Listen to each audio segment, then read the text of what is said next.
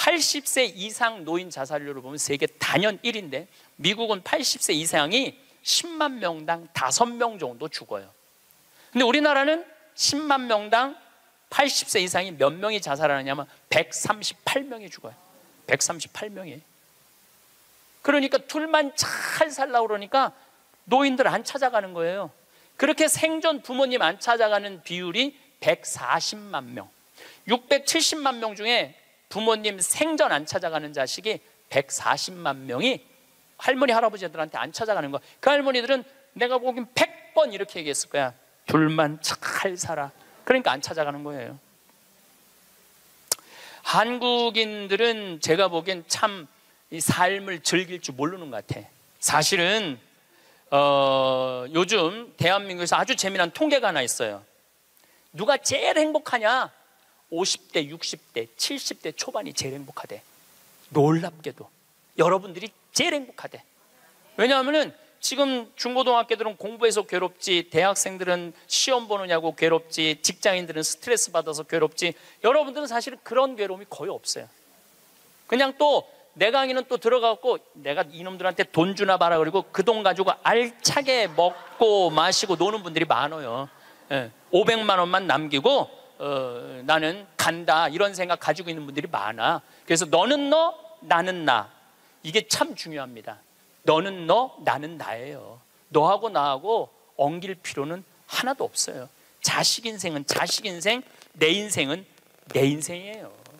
근데 우리는 자기를 위해서 쓰는 거를 못해. 해봤던 적이 없어.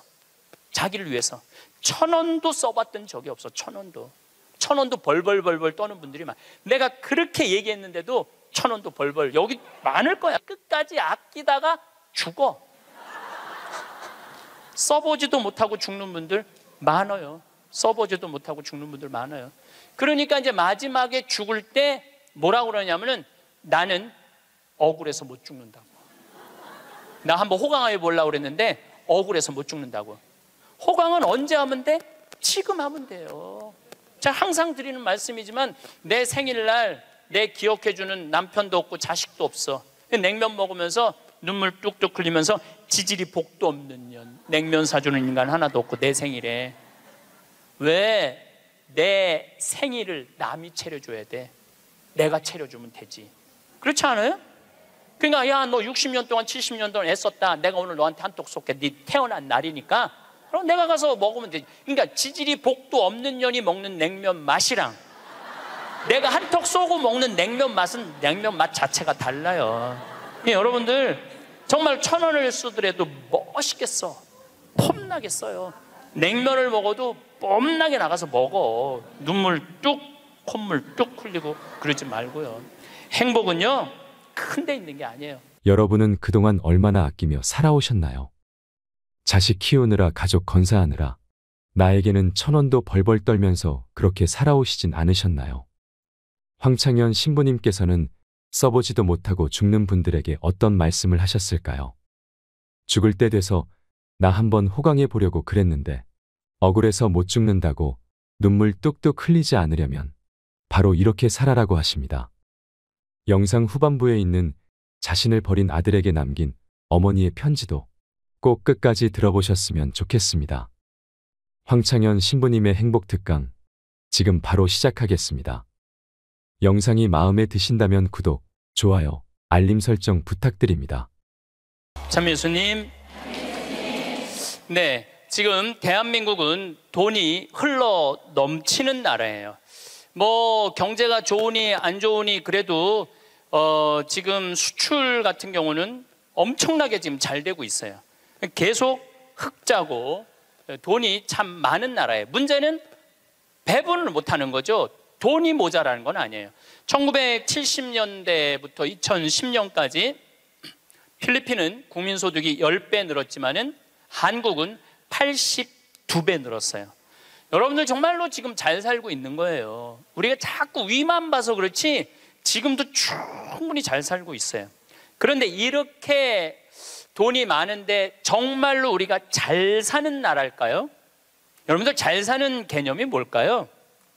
그 집이 강남에 아파트가 100평이 있고 벤츠를 몰고 다니는데 아버지는 맨날 나가서 바람 피고, 엄마는 또 화가 난다고 젊은 사람이랑 바람 피고, 애는 또 엄마 아버지 돈 가지고 매일 바에 가갖고 클럽에 가갖고 놀고, 엄마 얼굴 아버지 얼굴 한번 못 보고 서로 따로 사는 그 집이 잘 사는 집일까요? 그 집은 못 사는 집이에요. 우리가 잘 사는 개념을 좀 바꿔야 돼. 그 집 잘 살아. 어떤 집이냐면은 그냥 성실하게 직장 생활하고, 아내가 기다리는 집에 가고, 붕어빵 들고, 집에 가면 애들이 아빠 기다리고, 또 포옹하고, 같이 저녁에 밥 먹고, 산책, 손잡고 산책 나가는 집이 잘 사는 집이에요.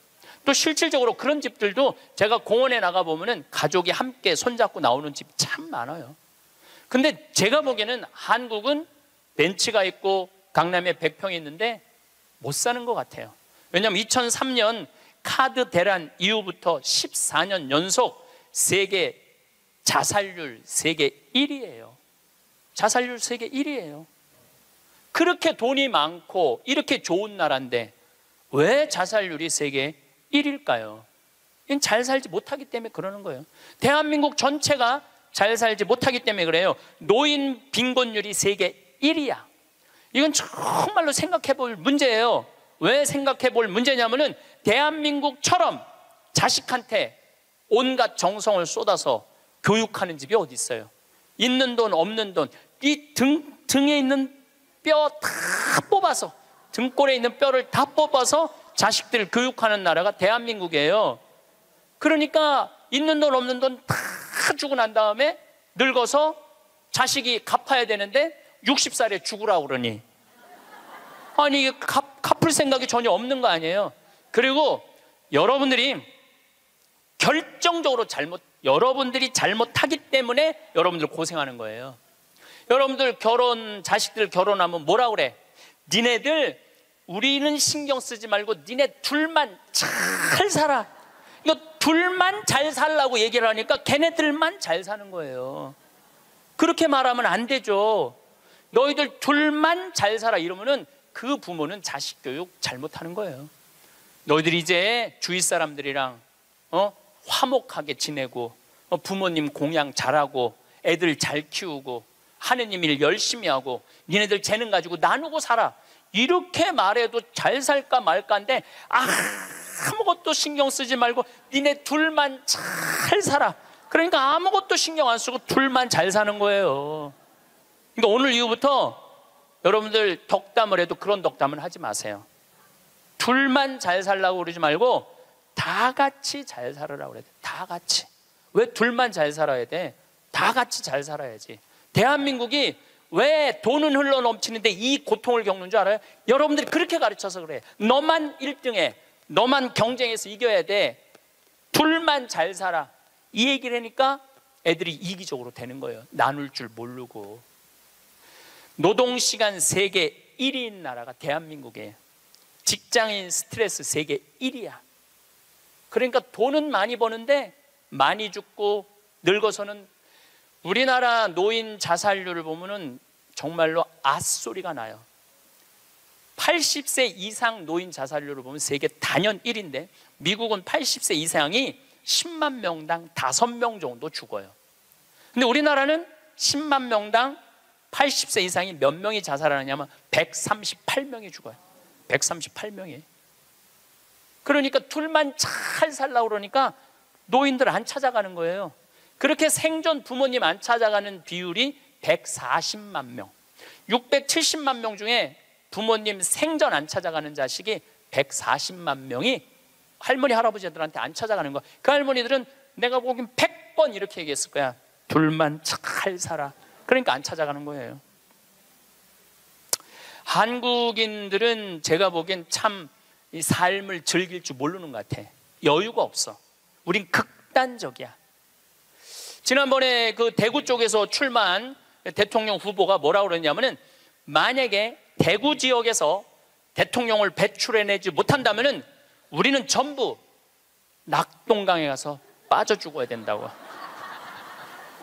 여러분들, 민주주의의 꽃은 선거예요. 선거에 내가 참여할 수 있다는 건 즐거운 일이야. 그리고 당당한 경쟁자로 할 수 있다는 건 즐거운 일이야.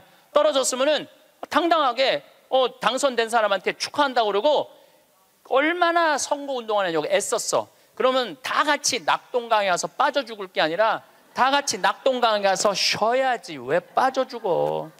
우리는 빠져 죽어야 돼. 떨어지면 빠져 죽어야 돼. 떨어지면 쉬어야 되는데 빠져 죽어야 돼. 그런데 이게 제가 보기에는 정치인들만 그러는 게 아니에요. 우리 집에서도 벌어지고 있어요.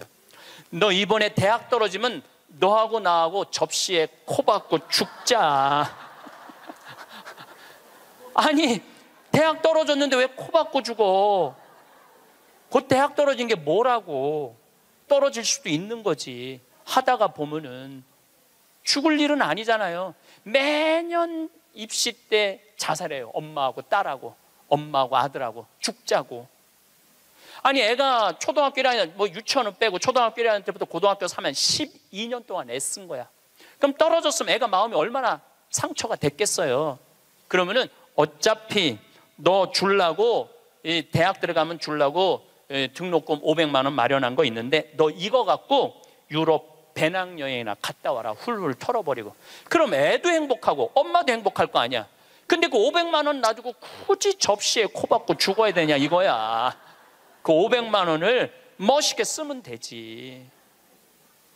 근데 우리는 굳이 죽음까지 몰고 가요. 저는 세계적으로 조사를 해봤어요. 정치인들이 단식을 얼마나 하나. 뭐 간디가 단식한 거 빼고는 거의 단식 안 해요. 국회의원들은 협의하고 합의하고 토론하는 게 국회의원이지 단식하는 게 국회의원이 아니에요. 단식은 약자들이 할 수 있는 마지막 행동이에요. 종교인들, 노동자들이 할 수 있는 거지. 정치인들이 왜 단식을 해? 그 똑똑한 사람들이 서로 대화하고 합의하면 되지. 근데 우리는 그런 걸 배운 적이 없어. 1등만 배워갖고 합의하고 협의할 수가 없어요. 여러분들, 출세해야지 행복할까요? 꼭 출세해야 돼요? 돈이 많아야지 행복할까요? 그냥 지금 행복하면 안 돼? 내가 보기엔 여러분들이 제일 행복한 분들이에요.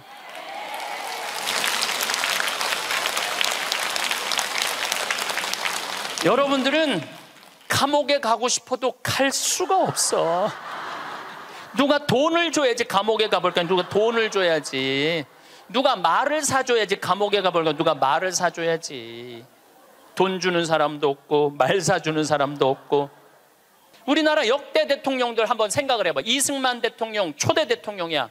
그런데 한국에서 죽었어 못 죽었어요? 하와이에서 죽었어. 하와이에서 망명해갖고 대통령이. 박정희 대통령 총 맞아 죽었어요. 김영삼, 김대중 대통령 자기네들이 젊었을 때 민주화 운동하면서 감옥에 많이 갔어. 그러니까 나이 드셔서는 이제 안 간다고. 그래도 뭔가를 해야 될 것 같으니까 아들들이라도 갔다 오라고 아들들 보냈잖아. 아들들. 아버지가 대통령이 했으면 뭐해. 전두환, 노태우 대통령 감옥에 갔잖아요. 감옥에. 노무현 대통령 뛰어내려 죽고. 여러분들 혹시 손자가 너무너무 똑똑해. 아이고 대통령감이야. 이 얘기는 뭐냐면 아이고 꼭 감옥 갈 놈이야. 이 얘기하고 똑같은 거야. 그거는 축복이 아니에요. 우리가 머릿속에서 대통령을 해야지 행복하다, 돈이 많아야지 행복하다, 이걸 머릿속으로 버려야 돼요. 뭐가 대통령 되기까지 얼마나 스트레스가 많아요. 여러분들 대통령들 토론할 때 보면은 봐요. 서로 정말로 저질이에요. 토론하는 걸 보면 저질이에요. 서로 흠집내고. 그럴 사람들이 아니거든. 원래 인품도 좋고 능력도 있는 사람들이야. 근데 그 자리에 가면 그렇게 되는 거예요. 그 자리에 가면. 그럼 뭐가 부러워갖고 대통령을 해요. 그러실 필요 하나도 없습니다. 그 청와대에서 사람을 인선하는데 내가 몇 번째 사람까지 들었냐면 27명까지 골랐는데 당신 장관 좀 해달라고 하니까 난 못한다. 왜? 나는 불법 위장 전입 이런 거 다 걸린다. 그래갖고 27명까지 갔대 지금. 그래갖고 또 골랐는데 난리도 아니야. 보니까 들어보니까. 그러니까 그 자리까지 가려고 그러면은 간, 쓸개, 양심 다 버리고 올라가는 거예요. 뭐가 그런 게 부러워. 여러분들은 간, 쓸개 내버릴 이유가 하나도 없어. 여러분들은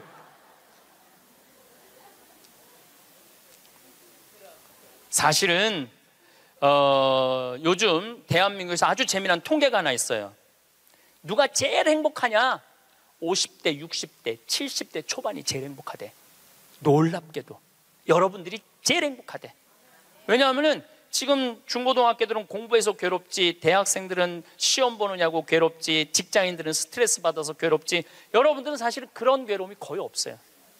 그냥 또 내 강의는 또 들어가고 내가 이놈들한테 돈 주나 봐라, 그리고 그 돈 가지고 알차게 먹고 마시고 노는 분들이 많아요. 500만 원만 남기고 나는 간다, 이런 생각 가지고 있는 분들이 많아. 그래서 너는 너, 나는 나, 이게 참 중요합니다. 너는 너, 나는 나예요. 너하고 나하고 엉길 필요는 하나도 없어요. 자식 인생은 자식 인생, 내 인생은 내 인생이에요. 근데 우리는 자기를 위해서 쓰는 거를 못해. 해봤던 적이 없어. 자기를 위해서 1,000원도 써봤던 적이 없어. 1,000원도 벌벌벌벌 떠는 분들이 많아. 내가 그렇게 얘기했는데도 1,000원도 벌벌, 여기 많을 거야. 1,000원도 벌벌벌벌 떠는 분들이. 내가 이걸 언제 아느냐 하면은 내가 할머니들이랑 성지순례를 가보면 알아요. 성당에서 이제 한 할머니들 30분이랑 성지순례를 가잖아요. 인천공항에 딱 나타날 때 보면은 처음에 몰라봐요. 성당에서 보던 할머니랑 인천공항에서 보는 할머니랑 너무 달라. 선글라스 딱 끼고 스카프 목에 딱 두르고 돈을 얼마나 하는지 여기다 딱 돈가방 딱 차고 얼마나 멋있게 나오는지 몰라요. 그래갖고 이제 딱 이제 이 파리행 비행기를 타죠. 그럼 막 가슴이 벌렁벌렁 거리죠. 드디어 내가 해외 성지순례 파리, 로마, 이스라엘을 가는구나. 그래갖고 딱 파리에 내리면은요, 가이드가 버스를 딱 갖고 나와요. 근데 되게 밤에 도착하거든요. 근데 딱 파리 시내를 지나가면은 파리는 직접 조명이 없어요. 다 간접 조명이야. 이렇게 밑에서 불을 쫙, 사람이요 직접 조명은 별로 기분이 안 좋은데 간접 조명은 은은한 게 좀 고상한 느낌이 들어요. 그러니까 여러분들도 좀 고상하게 살고 싶으면 집에 직접 조명하지 말고 간접 조명 쫙 해놓으면은 딱 방에 들어가 보면은 집에 거실도 직접 조명하지 말고 밑에서 싹 쌓으려 봐. 기분이 그냥 와인도 마시고 싶고 춤도 추고 싶고 그렇거든. 근데 딱 파리를 가다 보면 딱 그렇거든. 그리고 그냥 한가운데 에펠탑이 30분마다 막 반짝반짝반짝 불, 거기 막 뭐 네온 사인 막 하면은요 기가 막혀요. 근데 가이드가 그래요. 여기 예술의 도시 오신 거 환영한다고. 내일 아침은 뷔페에서 식사를 하시고 오전에는 모나리자 미소를 보러 루브르 박물관을 갈 거라고. 그리고 건너편에 에펠탑이 있는데 에펠탑에 가서 사진 한 장 찍고 점심 식사하시고는 몽마르트 언덕을 올라갈 거다. 몽마르트 언덕을. 저녁은 세느강에서 선상 파티를 하고 밤에는 세계에서 가장 비싼 거리 쌍젤리제 거리에서 와인을 한잔하고 호텔로 들어갈 거다. 내일 스케줄은 이렇다.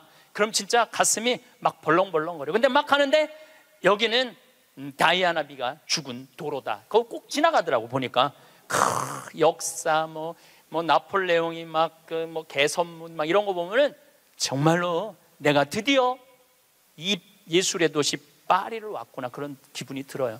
근데 호텔 도착 5km 전에 가이드가 딱 일어나고 또 이상한 말을 해요. 여긴 에티켓이 참 중요하다. 문을 열면 잡아주는 게 에티켓이고 여러 가지 얘기를 해요. 그런데 여러분들 내리면은 포토들이 가방을 여러분들 방에 갖다 줄 텐데 $1 팁을 주는 게 에티켓이다. 그리고 호텔에서 나올 때는 그 침대에다가 왜냐하면 그 침대 청소하는 사람들은 월급이 없어요. 다 그 팁으로 사는 거예요. 다 이민자들이 하는 거니까 $1를 내려놓는 게 에티켓이다. 그 얘기를 딱 들으면은 할머니들이 이때부터 머리가 복잡해지기 시작하는 거야. 생각지 않았던 $2가 딱 튀어나온 거야. 생각지 않았던 $2가. 그래갖고 딱 호텔에서 딱 내리면은 정말 포터들이 막 모자를 쓰고 막 가방을 들고 가려고 하면 할머니들이 이렇게 말합니다. 놔두라고, 내가 들고 갈 거라고.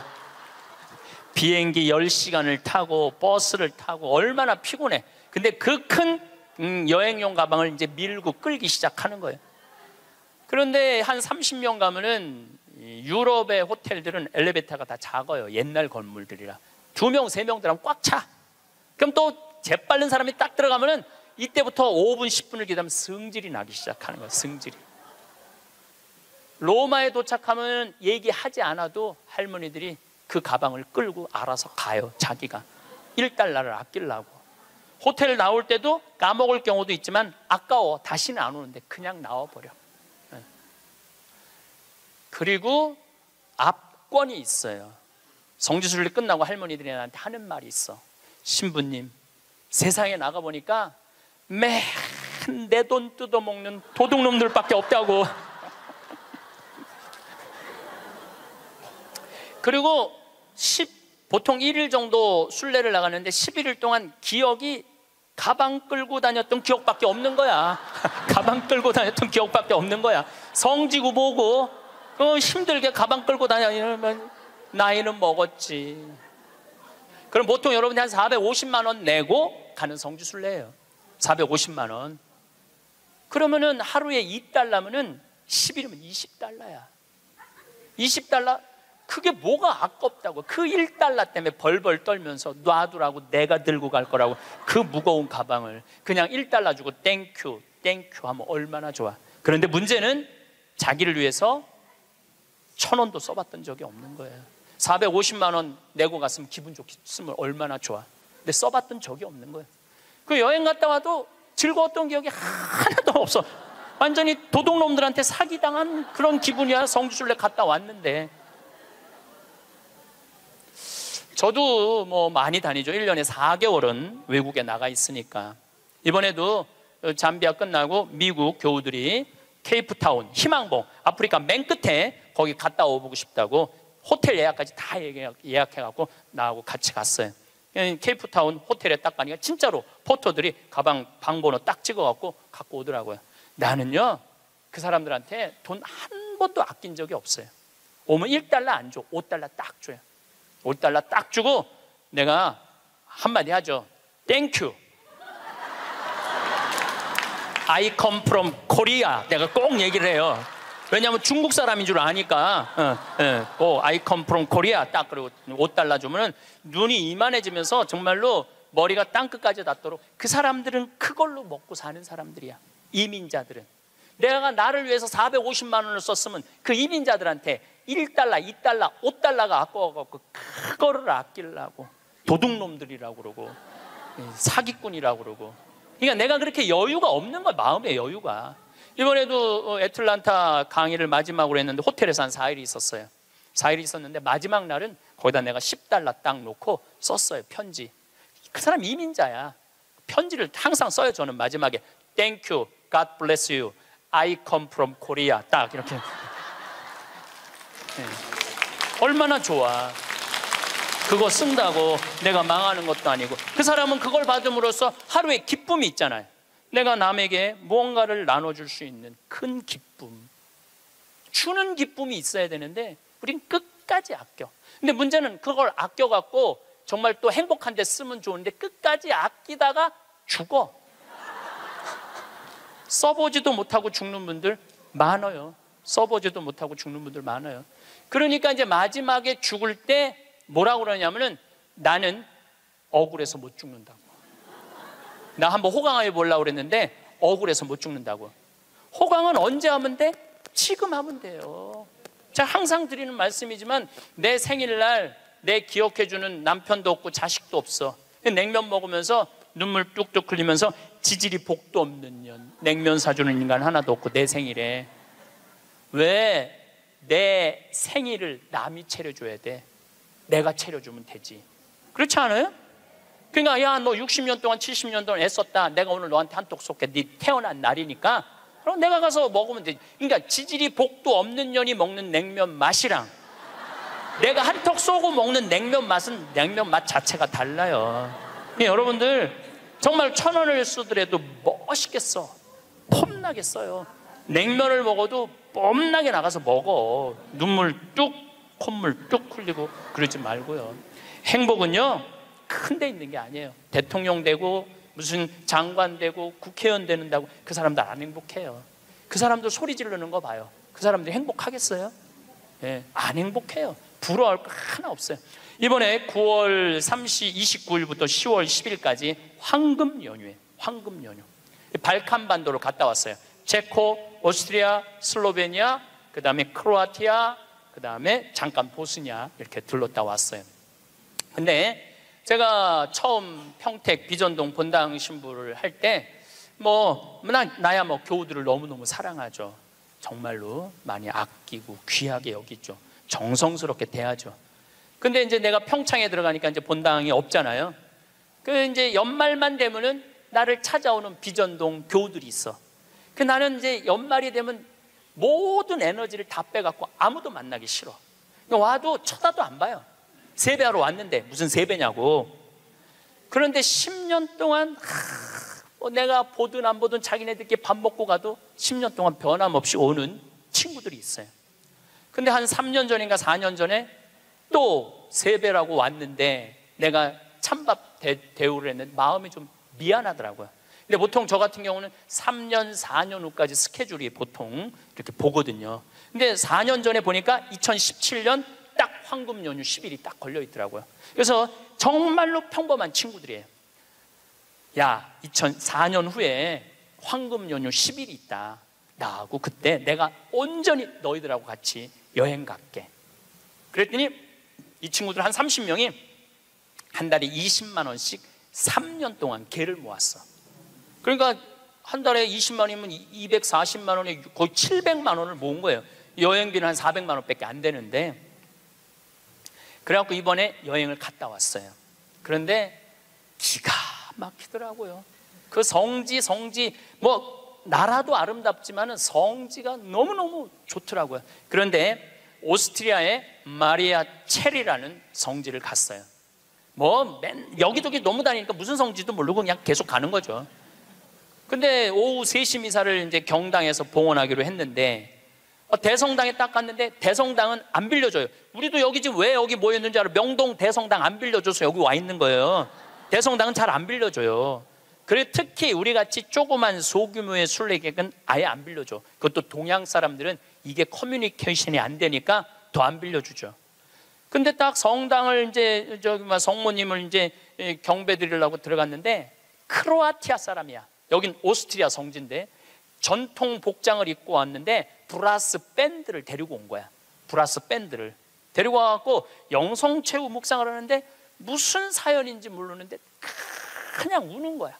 신부도 울고 그 해설자도 울고 솔로한 사람도 울고 밴드들도 울고 교우들도 울고. 근데 그 음악을 연주하는데 너무 아름답더라고요. 근데 제가 2년 전에 이스라엘 성주순례를 갔는데 한 200명하고 갔는데 그중에 천주교 신자 아닌 자매가 하나 왔었어요. 근데 이 성주순례를 하면서 이게 살아있는 예수님을 느낀 거야. 그리고 거기 또 다 가톨릭 성지잖아요. 이분은 종교가 달랐는데. 그런데 거기서 딱 요르단강에서 딱 거기서 천주교 세례를 받겠다는 거야. 그래서 요르단 강물을 퍼서 그 자리에서 세례를 줬어요. 세례명이 보난데 세례를 줬는데 얼마나 내가 세례를 줬으니까 영어로 father라고 그러냐. father, 아버지 아니야. 아버지라고 그러면서 얼마나 안부도 잘 묻고 그러는지. 그래서 이번에 성주순례 데리고 갔어요. 성주순례를 데려갔는데 가톨릭 전례를 많이 못 봤잖아요. 근데 이 아름다운 전례를 보고 싶은 거야. 그래서 막 찾아갖고 야 빨리 와서 이거 가톨릭 이런 아름다운 전례가 있다. 그걸 보는데 다 우는 거야. 성가를 부르면서. 근데 그 성당의 그 울림이 얼마나 좋아요. 그 옛날 성당들이 울림이 얼마나 좋아.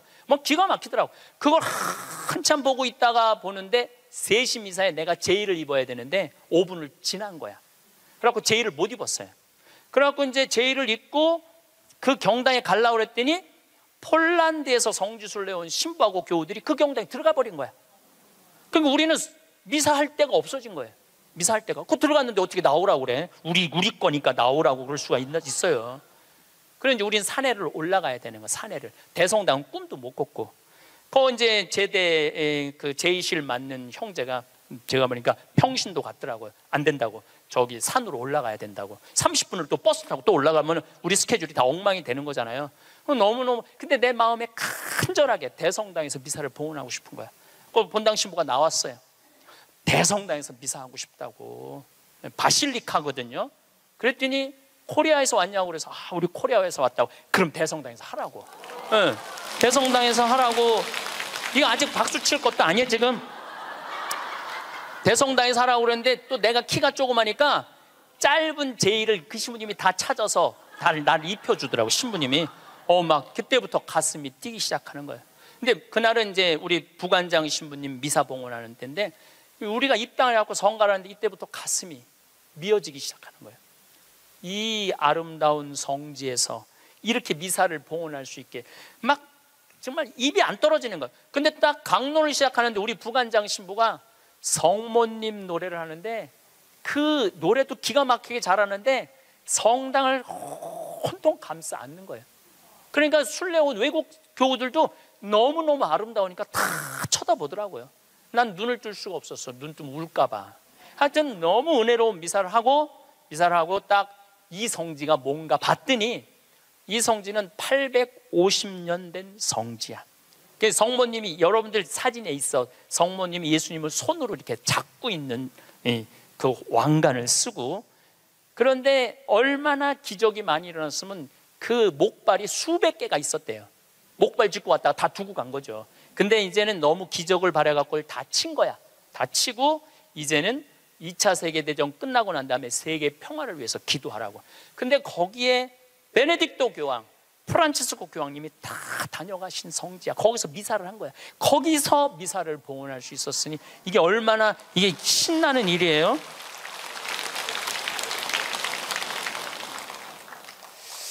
저는 그 은혜로운 미사를 봉헌하고, 물론 그 성당뿐만 아니라 곳곳의 성당에서 미사할 때마다 은혜를 너무나 많이 받았어요. 그런데 그 나하고 같이 30명이 성주순례를 갔는데 거기 있는 분들은 다 일반 직장인들이야. 그냥 직장인들. 그렇게 열심히 신앙생활하고 신부한테 그렇게 잘하고 그렇게 착하고 성실하게 살아왔으면 그 정도는 누릴 자격이 있는 거예요. 그리고 여러분들이 부부가 평생 버는 돈이 23억이래요. 평균 대한민국에서 23억을 벌고 나를 위해서 500만 원 그 아름다운 성지순례 한 번을 못 가? 그리고도 지질이 복도 없는 년 성지순례에 보내주는 사람도 없고. 누가 가면 돼? 내가 가면 돼. 내가. 남이 왜 내 행복을 남편한테 떠넘겨? 왜 내 행복을 자식한테 떠넘겨? 내 행복의 주인공은 누구야? 나야. 내가 나를 행복하게 해주면 돼요. 내가 남한테 바랄 거 하나 없어. 섭섭할 것도 하나 없어요. 저는 이 가장 잔인한 부모가 자식 판검사 만드는 부모가 가장 잔인하다고 생각해요. 여러분들 판검사 되려고 그러면은요, 태어나서부터 공부하기 시작해야 돼. 얘네들 태어나서부터 누워있으면 기역, 니은, 디귿, 리을 돌아가야 돼. 얘네들은. 그리고 초등학교, 중고등학교 때 해가 뜨는지 달이 뜨는지 모르고 살아야 돼요. 여러분들 그 특목고 들어가려고 그러면 새벽 2시, 3시까지 공부해요. 학원에서 그렇게 시켜요. 그렇게 공부를 해야 돼. 그러니까 얘네들은 행복이 뭔지 잘 모르는 애들이야. 그리고 엄마 나 좀 놀러 좀 갈 거야. 친구들하고 이번 토요일. 이놈의 새끼야, 네가 놀러 갈 시간이 어디 있어. 너 공부 열심히 해서 서울대학 들어가갖고 삼성에 취직해서 그때부터 너 행복해. 여러분들 1살부터 30살까지 안 행복한 애가 삼성에 들어가는 날부터 행복할까요? 저는 그런 일은 없다고 생각해요. 그냥 쭉 행복한 애가 행복하게 사는 거예요. 공부해갖고 좋은 자리에 가갖고 행복할 수가 없는 거예요. 그러면은 대학교 들어가갖고 사법고시 시험 본다 그러면은요, 정말로 코피 터져가면서 일해야 돼. 공부해야 돼요. 엉덩이에 땀띠 나면서 공부해야 돼. 그래갖고 사법고시를 합격을 했어. 보통 1000명 정도 뽑거든요. 많이 안 뽑을 때는 500명 뽑고 연수원에서. 그럼 사법고시 합격했다고 다 판검사 되는 게 아니에요. 1등부터 100등까지 판사, 100등부터 200등까지 검사, 200등부터 1000등까지 변호사야. 변호사 중에 반 이상은 지금 300만 원도 못 번대요. 그렇게 청춘을 다 날리고 학창시절을 다 날렸는데도 돈 못 벌어요.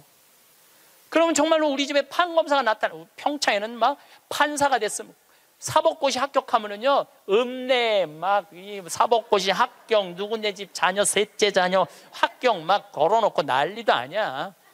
정말로 신나요. 우리는 사무관만 승진해도 누구 사무관 축하 막 이렇게 걸어놔요. 그래갖고 판사가 됐어. 그러면은 미래가 창창하고 앞날이 활짝 펼쳐질 것 같아요. 만나는 사람이 누구냐면은 살인범, 강간범, 사기꾼, 강도들 만나는 거예요. 평생. 여러분들, 사람이요, 누구를 만나고 사느냐에 따라서 그 사람의 행복의 질이 결정돼요. 누구를 만나고 아니, 판사 재판을 해야 되는데 집에 와서도 저놈이 정말 죽였을까 안 죽였을까 이런 생각을 평생 하고 사는 판사가 뭐가 부러워요? 그리고 자기 자식 판사로 밀어넣는 부모가 훌륭한 부모예요? 저는 그렇게 생각하지 않아요. 하고 싶은 일을 하고 살아야 돼. 사람은 하고 싶은 일을. 제일 하고 행복한 사람이 누구냐 하면은 사진 작가래. 지금 촬영하는 저분들 제일 행복한 분들이래. 사진 작가들 제일 행복하다고 그래요. 아름다운 거 찍잖아요. 그리고 제일 보람을 느끼는 건 성직자들. 신부님, 저 신부님 때문에 자살하려고 그러다가 자살 안 하고 저 지금 잘 살고 있어요. 신부님 때문에 술 끊었어요. 신부님 때문에 우울증 고쳐졌어요. 그런 얘기 들을 때마다 아, 내가 이 자리에 있어야 되겠구나, 그런 생각을 많이 하죠. 제가 이 본당 신부 때 어떤 친구가 있었느냐면 전국 학력고사 수석, 서울대 수석, 법대 수석, 사법연수원 수석한 친구가 있었어요. 20년 전 얘기예요. 근데 이 친구는 다 대법관 후보라고 그랬어. 근데 이 친구는 바로 로펌 회사로 빠져서 법률 회사로 판사 임용을 신청하지 않았어요. 왜 법률 회사로 빠졌느냐? 그랬더니 하는 말이, 신부님, 소신 재판할 자신이 없습니다. 소신 재판할 자신이 없습니다. 자, 여기서 우리가 이거 묵상거리입니다. 어떤 묵상거리냐 하면은 그 똑똑한 애들이, 그 능력 있는 애들이 판사가 돼갖고요, 위에 눈치 봐가면서 재판하는 거예요. 그것처럼 잔인한 일이 어디 있어요? 대개 또 정치 판사가 되면은 내가 이명박 줄에 서야 되느냐, 박근혜 줄에 서야 되느냐, 문재인 줄에 서야 되느냐 이러고 사는 거예요.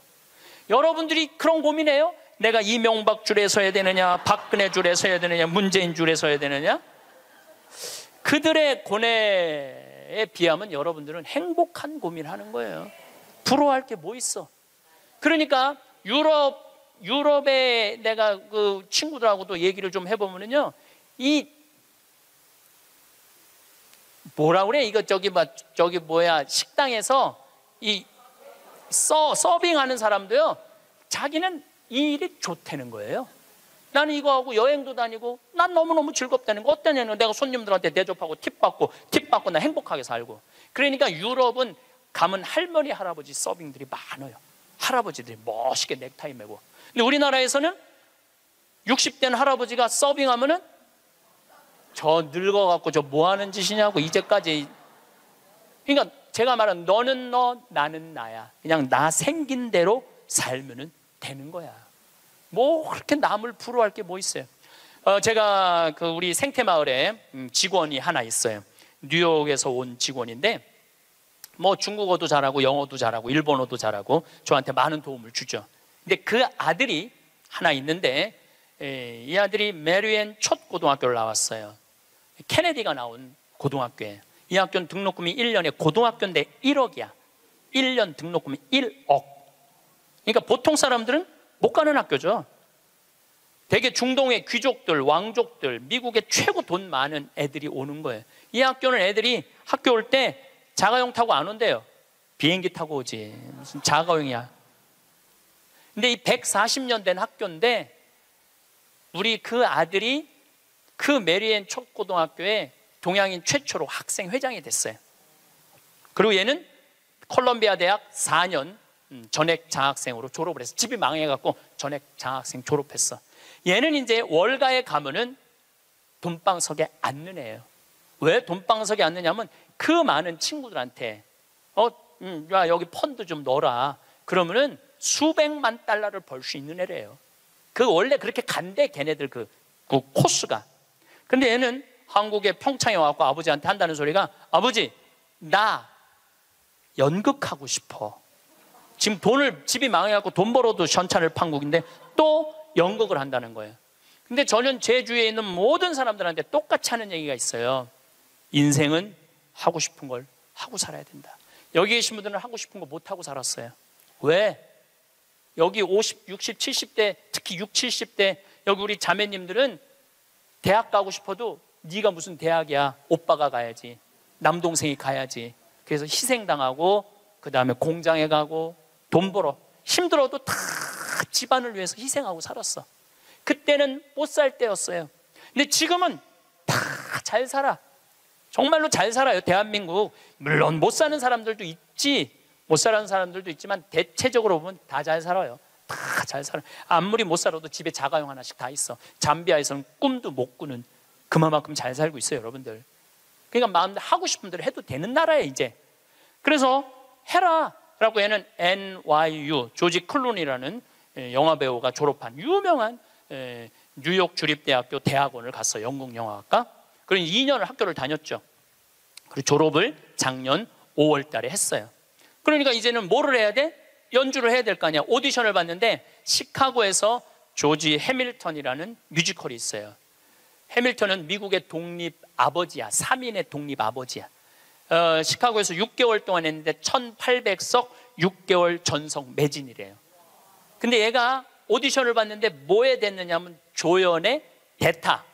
조연이 아프면은 나가서 하는 대타로 됐어요. 근데 조연의 대타도 대단한 거죠. 왜냐하면은 6개월 동안 받는 돈이 10만 달러니까 1억이니까 1억. 조연의 대타도 1억. 조연의 대타도 6개월을 끝났어. 그러니까 또 오디션을 또 봐야 될 거 아니에요. 이번에 이 친구가 5월 달 끝날 때쯤 오디션을 봤는데 이번에는 바로 브로드웨이에 가갖고 줄리 테이머 감독이라고 있어요. 이 사람은 누군지 모르죠? 스파이더맨은 알죠? 스파이더맨 만든 감독이에요.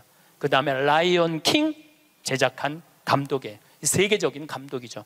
이 감독이 이번에 M 버터플라이라는 연극을 하는데 거기에 주연으로 캐스팅이 됐어요. 주연으로 한국인 최초로 캐스팅이 됐는데 이 지난 10월 27일 며칠 전에 첫 공연을 했어요. 아버지가 갔다 왔어. 사진, 사인도 나한테 해서 다 보냈더라고요.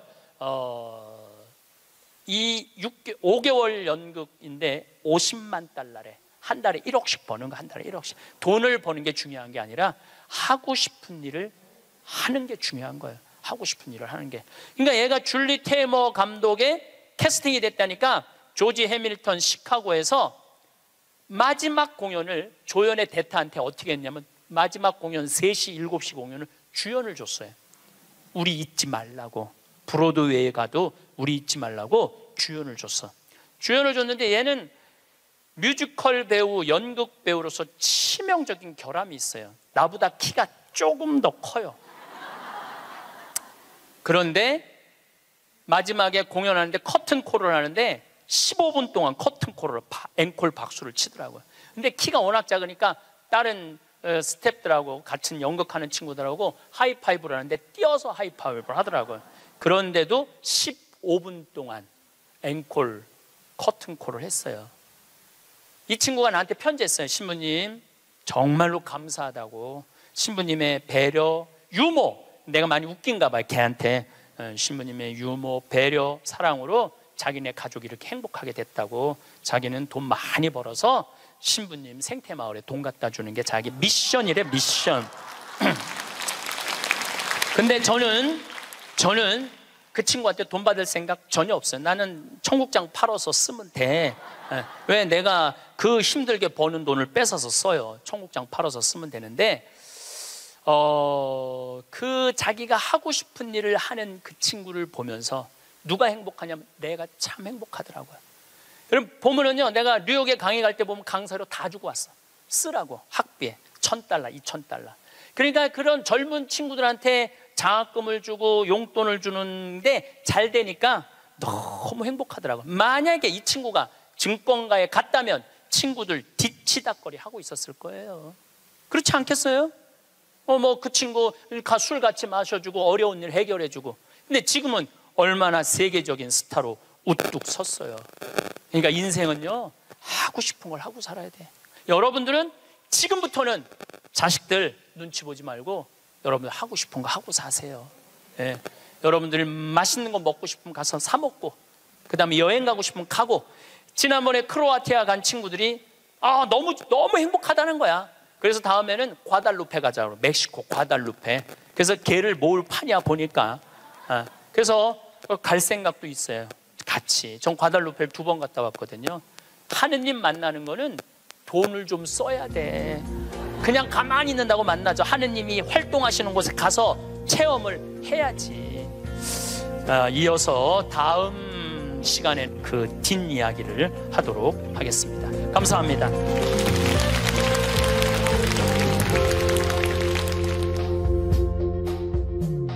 여러분은 자식이 처음 세상의 빛을 보았던 그때를 기억하시나요?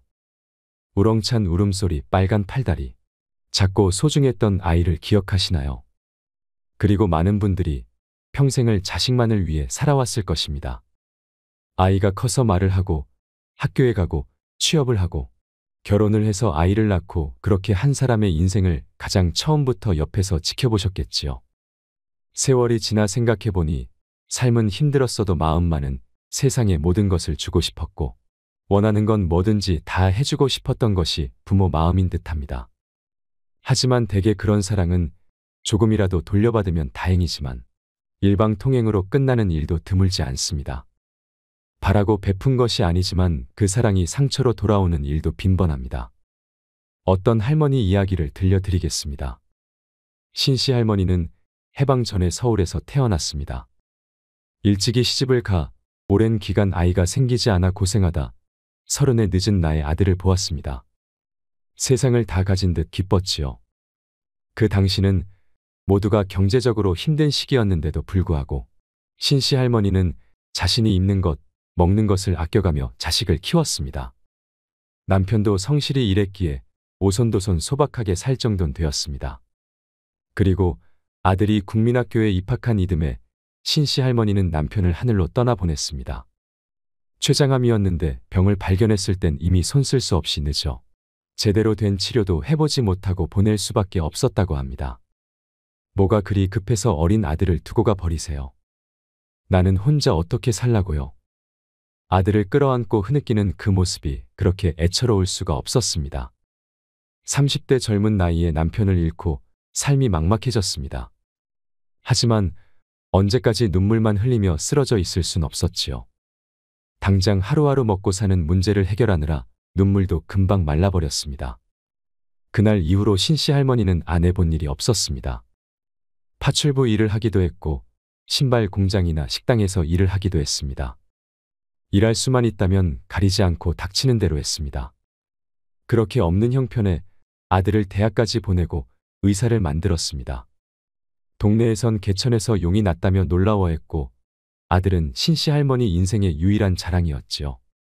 거기다가 수십 년의 고생을 보상받는 건지 그 사이에 남편이 남기고 간 사망보험금으로 샀던 작고 허름한 빌라가 재개발이 되었습니다. 그리고 시장에서 일하다 우연히 넘겨받은 생선 가게가 대단히 잘 되는 바람에 살림이 피게 되었습니다. 애딸린 가난한 과부라고 손가락질 받던 게 엊그제였는데 신씨 할머니는 이제 누가 보아도 부러울 만한 삶이 되었습니다. 여보, 하늘에서 보고 있죠. 우리 아들은 의사가 됐고 나도 이제 먹고 살만해졌네요. 이제 걱정 말아요. 아들은 어여쁜 처자와 결혼해서 아이를 낳았습니다. 신씨 할머니는 굽은 허리로 낮엔 시장에서 일을 했고 저녁엔 아들네에서 손자를 돌보았습니다. 그렇게 지내다 어느 날 아들이 말했습니다. 엄마 그러지 말고 집 정리하고 들어와서 사세요. 됐다. 이렇게 왔다 갔다 하면 되지. 내가 불안해서 그래요. 허리도 안 좋은 양반이 혼자 지내다가 무슨 일이라도 있으면 어떡하시려고. 그리고 어차피 애 봐주러 매일 오는데 그냥 같이 살면 좋지. 신씨 할머니도 그러고 싶은 마음은 있었지만 아무리 편하게 대한다 해도 자신은 시어머니이기 때문에 며느리가 불편해할까 걱정이 되었습니다. 그러면 엄마 사는 집 팔아서 병원도 차릴 수 있잖아요.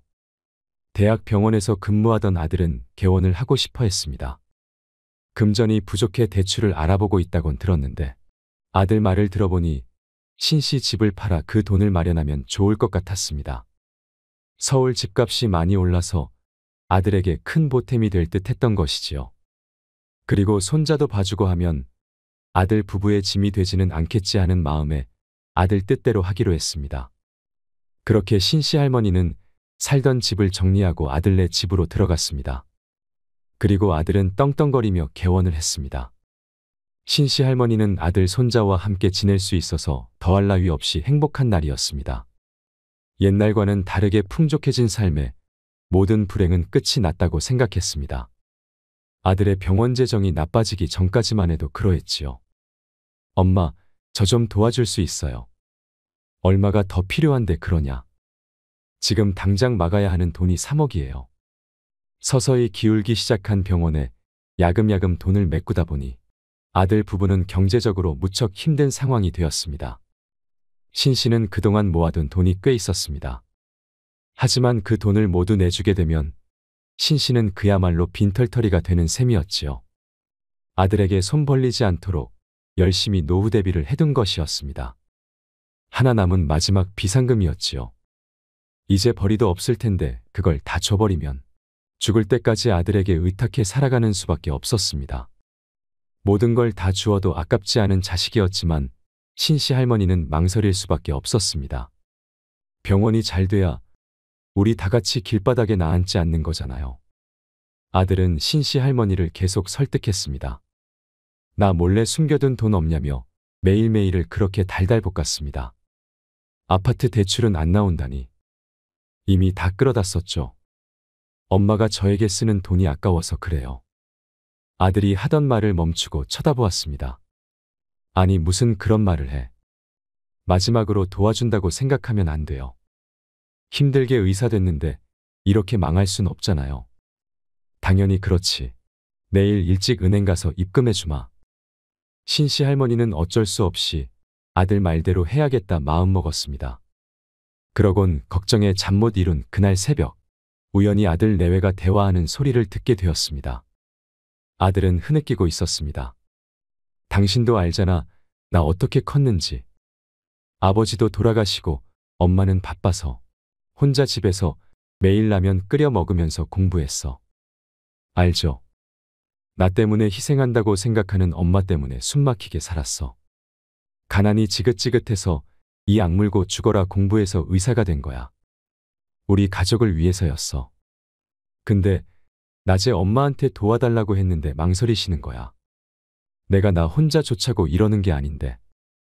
신씨 할머니는 순간 벼락이라도 맞은 듯한 기분이 들었습니다. 아들이 고등학생 때 그동안 해준 게 뭐가 있느냐며 소리치던 때가 생각났습니다. 돈 버느라 바빠 아들을 늘 혼자 둔 것이 신씨 할머니에게도 평생의 한이었는데 그때 그 소리를 듣고 사무쳤던 감정이 되살아나는 듯 했습니다. 한편으론 가슴이 쓰리고 헛헛한 마음도 들었지요. 아들만을 위해서 열심히 살아왔지만 그 정성이 아들에게 닿지는 못했던 듯 싶었습니다. 그때도 그랬고 지금도 그러한 듯 했기에 죄책감에 눈물만 주르륵 흘렀습니다. 해가 떠오를 때까지 뜬 눈으로 밤을 지새고 이른 아침 아들을 불렀습니다. 이번에 가게를 팔 참이다. 허리 때문에 더는 일을 못하겠다.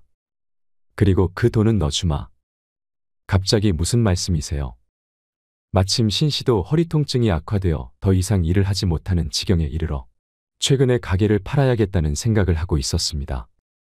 그렇게 노후 자금으로 저금해 두려던 돈을 아들에게 주기로 마음먹었습니다. 그 돈 뒀다 뭐하니?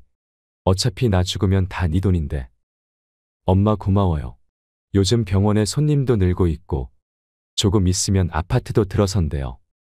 엄마는 집에서 애 보면서 편하게 쉬어요. 알았다. 아들은 크게 기뻐하며 신씨 할머니를 얼싸안았습니다. 그렇게 기뻐하는 아들을 본 신씨 할머니도 그동안 열심히 살아서 아들이 힘들 때 도와줄 수 있게 되어 뿌듯했습니다.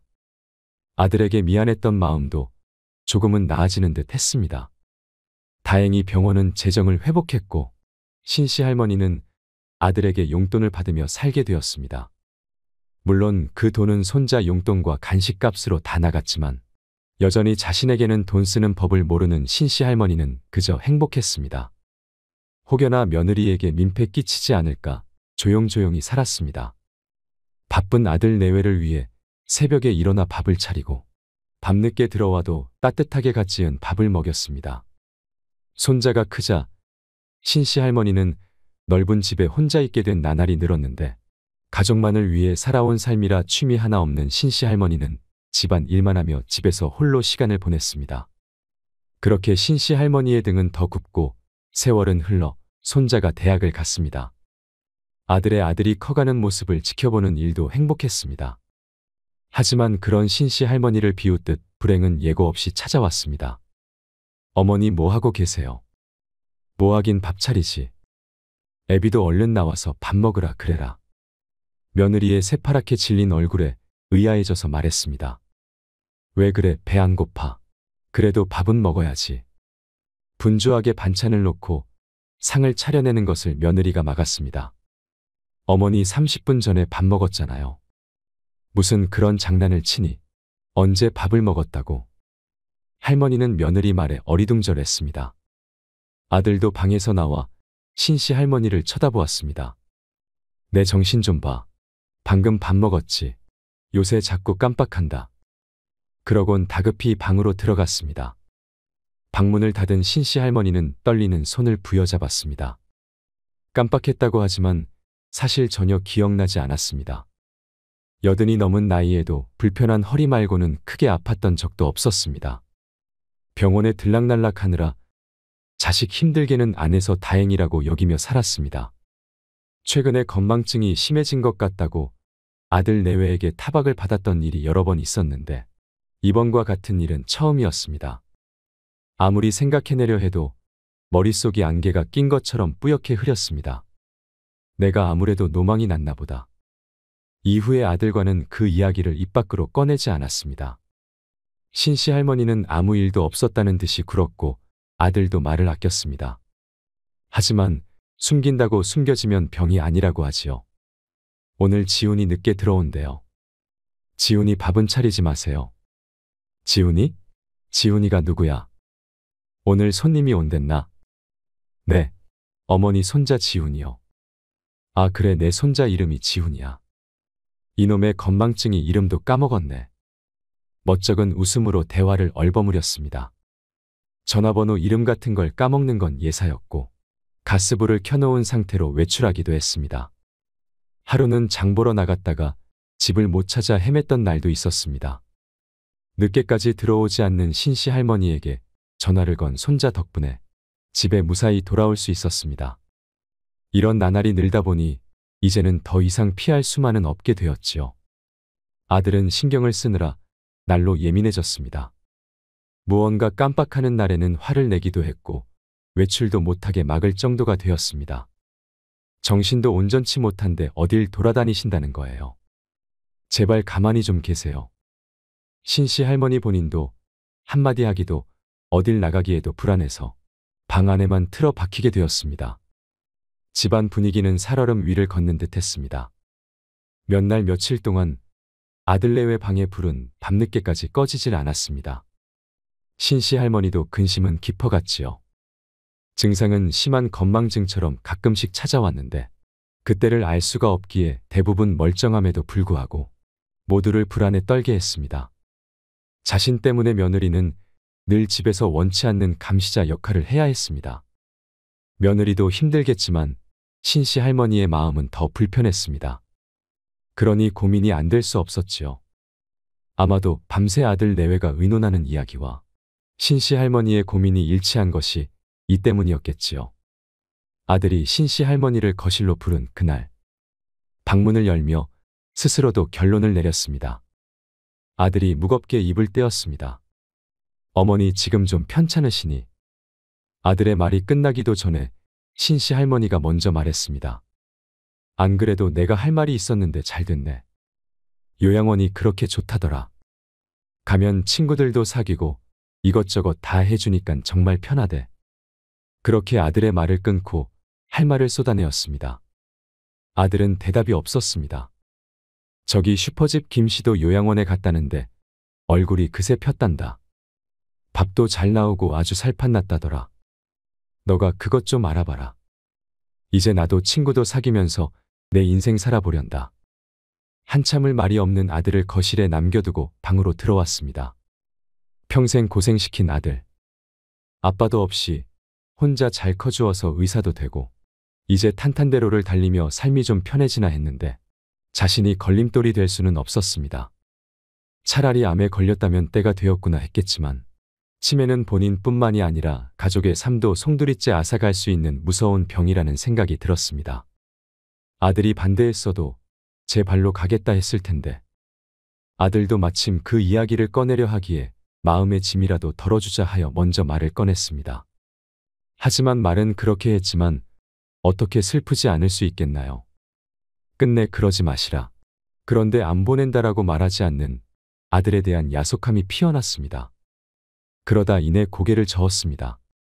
다른 사람도 아니고 신씨 할머니가 어찌 아들의 발목을 잡을 수 있을까요? 그날로 할머니는 짐을 쌌습니다. 요양병원에 들어가는 데까지는 일사천리였습니다. 그날엔 아들 부부와 손자까지 함께했습니다. 할머니 내가 자주 올게. 심심하면 전화해. 신씨 할머니 손을 잡고 큰 손자가 슬퍼하며 말했습니다. 그래 내 새끼 공부 열심히 하고 할미가 전화할게. 엄마 갈게요. 불편한 데 있으면 꼭 말씀하세요. 그래 밥 잘 챙겨 먹고 내 걱정은 말아라. 그렇게 할머니는 홀로 남겨졌습니다. 요양병원은 사건 사고로 하루라도 바람 잘 날 없었는데 그 속에서도 신씨 할머니만은 외떨어진 섬처럼 혼자 떠 있었습니다. 아들이 의사라면서요? 대단하네. 그런데 면회는 안 오나요? 네, 우리 아들 대단해요. 아들은 병원 때문에 너무 바빠요. 2주에 한 번씩 오던 아들은 점차 한 달에 한 번, 두 달에 한 번 발길이 뜸해졌습니다. 다음 달까지는 바빠서 못 갈 것 같아요. 지훈이도 학교 일이 바쁘다네. 그렇게 바쁘다고 찾아오지 않은 것이 벌써 반년이 되었습니다. 그전 면회도 반년 만에 찾아온 것이었지요. 면회를 오는 날이면 하루 종일 들떠 있었습니다. 하지만 그것도 이미 오래전 일이 되어버렸습니다. 신씨 할머니는 그렇게 4년간 요양병원에서 지냈습니다. 치매는 시간이 지난다고 쉽게 낫는 병이 아니라 신씨 할머니의 정신도 맑을 때 흐릴 때가 오락가락했습니다. 정신이 돌아올 때면 핸드폰을 붙잡고 전화번호를 눌렀다 지웠다 했지요. 진료 시간에 자꾸 전화하시면 안 돼요. 지금 바빠서 나중에 제가 다시 걸게요 하고 다시 울리지 않는 전화를 바라보다 지치기를 여러 번.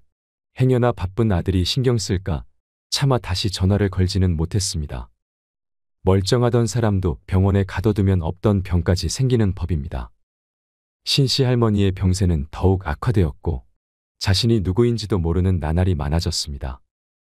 그런 그녀를 옆에서 잘 돌봐주는 사람은 없었지요. 정신이 들지 않는 날에는 간병인과 몸싸움을 벌이기도 했고 아들이 데리러 온다며 창문 밖으로 몸을 던지려고 하기도 했습니다. 그래서 점점 침대에 손과 발이 묶여 있는 날도 많았습니다. 할머니 제발 짐 좀 싸지 마세요. 아들이 데리러 안 온다니까요. 이거 다시 정리하려면 너무 힘들어요. 아니에요. 우리 아들이 의사인데 오늘 나를 데리러 온대요. 우리 아들 퇴근 시간에 맞춰서 따뜻한 밥 지어 먹여야 해요. 의사면 뭐해요. 여기에 지엄마 버리고 찾아오지도 않는데. 우리 아들 욕하지 마라 하며 간병인 머리를 쥐어뜯고 핥혀 또다시 침대에 묶이기도 했습니다. 그러다 신씨 할머니는 간암 사기 진단을 받았습니다. 힘든 병이 하나도 아니고 둘이나 찾아왔는데 연로하여 이겨낼 힘이 없었습니다. 그런데도 아들은 찾아오지 않았습니다. 매일 온다던 손자는 한 번도 본 적이 없었습니다. 그렇게 아들의 발길이 끊어지자 신씨 할머니는 하루가 다르게 생기를 잃어갔습니다. 그러다 정신이 드는 날이면 침대에 엎드려 무언가를 써내려갔습니다. 머리에 안개가 꼈다 개었다를 반복하다 신씨 할머니는 결국 간암으로 세상을 뜨고 말았습니다. 그제서야 찾아온 아들은 침대에 고요하게 누워있는 할머니를 바라보았습니다. 슬픈 듯 보이기도 화가 난 듯 보이기도 했고 어쩌면 한편으론 후련했을지도 모르지요. 장례는 요양병원 옆에 있는 장례식장에서 치러졌고 손자는 뒤늦게 오열했고 며느리도 조용히 눈물을 훔쳤습니다. 찾아오는 이는 죄다 아들의 지인이었고 신씨 할머니와 알고 지낸 사람은 단 하나도 없었습니다. 장례 마지막 날 늦은 시간 혼자 앉아 술잔을 기울이던 아들에게 어떤 이가 찾아왔습니다. 신씨 할머니 소지품에서 나온 건데 전해드리려는 걸 깜빡하고 제가 며칠 가지고 있었네요. 이게 뭡니까? 글쎄요, 무슨 편지 같은데 매일 엎드려서 뭘 적고 계시더라고요. 아내는 안 봤어요. 네, 감사합니다. 한참을 앉아서 봉투만 쳐다보다 뒤늦게 열어보았습니다. 얼마나 접었다 폈다 했는지 종이가 꼬깃해져 있었습니다. 아들은 천천히 종이를 펼쳐보았습니다. 꼬불꼬불 지렁이 같은 글씨로 꾹꾹 눌러 쓴 글이었습니다. 글을 읽은 아들은 그 자리에 엎드려 대성통곡을 했습니다. 아들에게 내 아들로 태어나 나를 어미라 불러주고 내가 내 아버지 곁으로 가는 날까지 힘든 세상을 살아갈 힘을 줘서 고마웠다. 못난 어미의 아들로 태어난 탓에 힘들었지. 그럼에도 이렇게 훌륭한 사람으로 커주어서 나는 내가 너무나 자랑스럽다. 내가 병원에 들어오고 네가 무척 괴로워했던 것을 안다. 내 모든 걸 주어도 아깝지 않은 아들아. 내가 내 곁을 지키지 못하는 어느 날에 내가 눈을 감아도 스스로를 탓하지 말아라. 행복했던 기억만을 간직한 채로 내 아버지에게 돌아가는 어미를 기쁜 마음으로 배웅해 주어라. 나의 아들로 태어나 주어 정말로 고맙다. 남들은 아들밖에 모르는 바보라고 손가락질하지만 나는 다시 태어나도 너의 어미로 태어나고 싶다. 또다시 병들고 너와 헤어지게 되더라도 일평생 너를 사랑하며 그렇게 살고 싶다. 너는 나의 유일한 기쁨이고 사랑이었다. 떠나는 발걸음 무겁지 않도록 이곳에서 내내 행복하길 바란다. 고맙다. 아들아. 자신의 인생보다는 아들의 인생을 위해서 살았던 신씨 할머니. 자식만을 위해 헌신한 그녀를 보고 손가락질하는 이도 있었겠지만 신씨 할머니는 또다시 태어나도 같은 선택을 할 것이라 생각하였습니다. 자식에게 퍼부은 사랑이 되돌아오지 않는다고 이미 준 사랑을 다시 거두어 드릴 수 있을까요? 부모는 그런 것이지요. 아들은 뒤늦게 어머니의 사랑을 깨닫는다 하여도 이미 늦은 것이고 나중에 자신의 자식이 커봐야 땅을 치고 후회할 것입니다. 많은 이들이 자식에게 모든 것을 주지 말아라, 헌신하지 말아라 쉽게들 말합니다. 하지만 그것이 말처럼 쉽지는 않겠지요. 내 자식을 위하지 말라는 말을 어떻게 쉽게 실천할 수 있을까요? 하지만 자신의 인생 한번 제대로 살아보지 못한 신씨 할머니가 딱하다는 것도 사실일 것입니다. 누군가의 어머니이기 이전에 한 사람의 인간이기 때문입니다. 여러분, 자식이 최고고 내 인생 가장 소중한 사랑이겠지만 가끔은 스스로를 위해서도 살아보시길 바랍니다. 자식의 행복을 바라는 만큼 자신의 행복을 위하는 일도 해보세요. 저는 오늘부터 행복해지기 위해 노력하고 싶습니다. 황창현 신부님의 말씀처럼 더 나이 들어서 행복해지지 말고 지금부터 바로 행복하게 살아가려고 합니다. 부디 여러분들도 그러하길 바랍니다. 이상으로 책틀맨이었습니다. 함께 해주셔서 감사드립니다.